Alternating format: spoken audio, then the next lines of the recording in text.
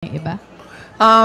Sa 2026 budget, submit kami ng proposal na 733 million na pesos. Hindi siya kalayuan doon sa approximately 700 million na ibinigay noong nakaraang taon para sa Office of the Vice President. Hindi siya malayo sa 2025 budget ng Office of the Vice President. Ma'am, follow-up, bakit po hindi kayo nag-propose ng mas mataas na budget? Bakit po virtually retained na lang?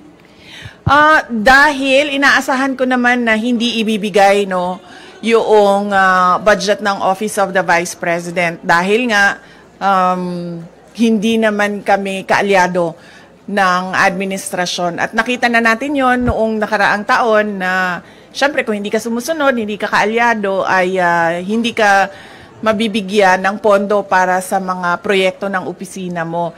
Kaya nagdesisyon ako na kung ano yung budget na ibinigay ngayong taon na ito, ay yun din yung budget. Naglagay lang kami ng konti para sa inflation, yun din yung budget para sa susunod na taon. Dahil ayaw kong napapahiya at pinapahiya yung mga ibang personnel ng Office of the Vice President, lalong-lalo na kapag nandun na sila sa House of Representatives or sa Senate na nakaharap yung ating mga miyembro ng Kongreso.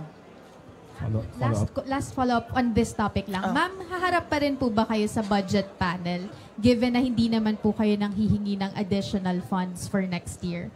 Ang Office of the Vice President, oo. Ako hindi pa kasi hindi naman namin alam kung kailan yung schedule.